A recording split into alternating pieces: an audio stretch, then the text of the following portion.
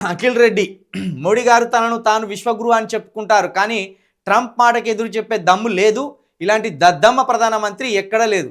ఆయన విశ్వగురు అనేది ఒట్టి డాంబికం, ఒట్టి ఫోజులు. అవి ప్రపంచ దేశాలకు సంబంధించి, ముఖ్యంగా క్రైస్తవ దేశాలకు సంబంధించిన అధినేతలందరూ కూడా మోడీ మీద గుర్రుగా ఉన్నారు. ఈ క్రిస్మస్ భారతదేశంలో, ఈ క్రిస్మస్కు భారతదేశంలో ఉన్న చర్చిల మీద, క్రైస్తవుల మీద, ఇక్కడ ఉన్న బీజేపీ భావజాలం కలిగిన వాళ్ళు భయంకరమైన దాడులు జరిగినాయి, భయంకరమైన దాడులు చేసిండు. ఉదాహరణకు నేను అనంతపురంలో ఒక సెట్విన్ బస్సు లాంటిది మాట్లాడుకొని ప్రేయర్ కోసం వెళ్తున్న క్రైస్తవులను అడ్డగించి ఓ 50-60 మంది యువకులు ఆ వాహనం మీద దాడి చేసిండు. అట్లనే ఈ క్రిస్మస్ రోజున, క్రిస్మస్ తెల్లవారి కావచ్చు, క్రిస్మస్ ముందు రోజు కావచ్చు, క్రిస్మస్ రోజు కావచ్చు, దేశవ్యాప్తంగా ఉన్న అనేక చర్చిల మీద, అనేక క్రైస్తవ సంఘాల మీద ఈ బీజేపీ భావజాలం కలిగిన వాళ్ళు దాడులు చేసింది. ఇది హిందుత్వ భావజాలం కాదు, బీజేపీ భావజాలం.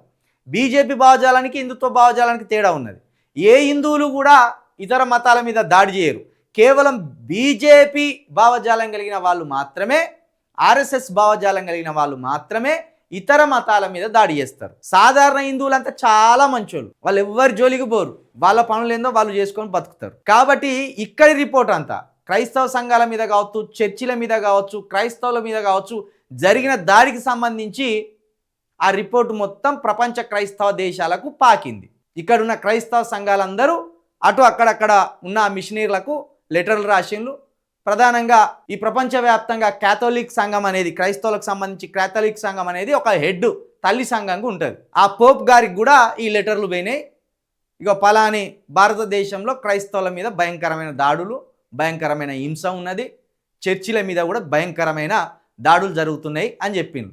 అందుకే అమెరికాలో హిందూ గుళ్ళు కడదామనగానే కథ ఇప్పుడు ఆంక్షలు విధించిండ్రు. అక్కడ ఇన్ని రోజులు అక్కడ హిందూ దేవాలయాలు కట్టినా కూడా ఎలాంటి ఆంక్షలు పెట్టలే అమెరికా. ఎప్పుడు మీకేమో మీరు మీ విశ్వాసాలను ఇక్కడ ప్రచారం చేసుకోండి, మీ దేవాలయాలను కట్టుకోండి, మీరు మొక్కడానికి రాండి అని మేము చెప్తా అంటే, అక్కడ భారతదేశంలో చర్చిల మీద దాడులు చేస్తారా, మీరు క్రైస్తవుల మీద దాడులు చేస్తారా అని ఎక్కడికక్కడ ఆంక్షలు విధించింది. అగో ఆ ఆంక్షలే ఇప్పుడు మోడీ మీద కూడా ఉన్నాయి. రష్యాతోటి ఎగుమతి విషయం అని కావచ్చు, ఇంకోటి కావచ్చు.